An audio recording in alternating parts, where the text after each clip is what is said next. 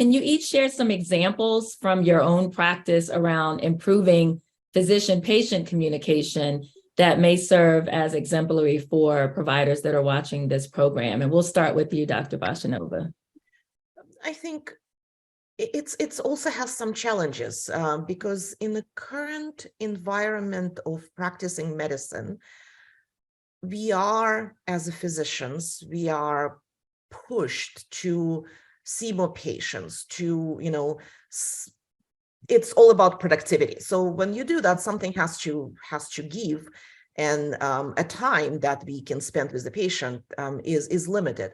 And I think it's important, for myself, as a practice, I have the same, I call it spiel, that I give to all my patients. It's the same picture I write down when I speak, and I give that paper to the patients. I've had created some pre-printed things that I used to give to the patients. Don't do it anymore. But I think that's another thing, have some kind of information that is a patient level that I can give to the patients. And I think we have to educate the patients as well, either by ourselves or using the platforms that we are exhibiting here, that is outside of our primary institutions, and to make sure that the patients are aware that each one of them who have a stage 4 lung cancer, as well as early stage lung cancer, needs to be tested for the molecular testing, and, kind of put it also, have the patient question the physician, did you do that? Was that test done?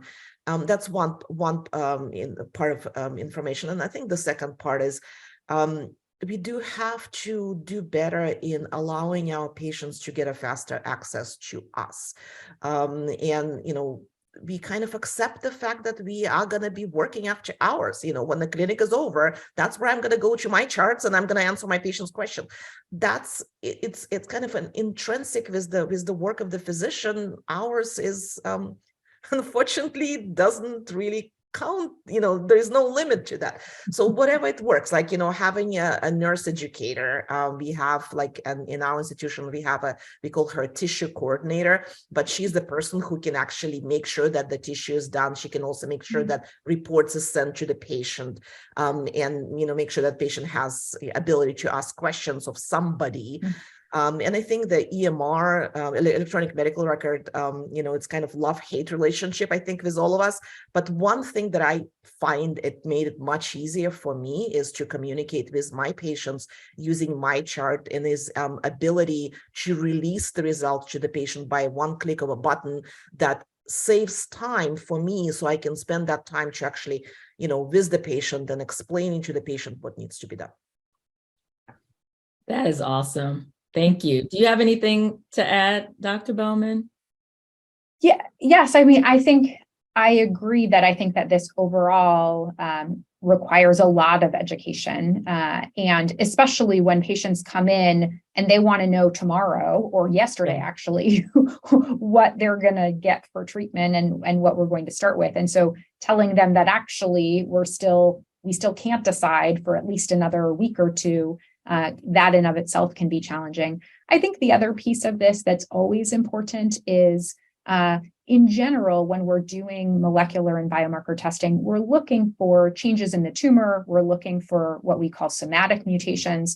But there is also this second concern where, on rare occasion, issues with molecular testing can bring up issues with germline testing, meaning some abnormality that's found that may impact their own familial risk for cancer.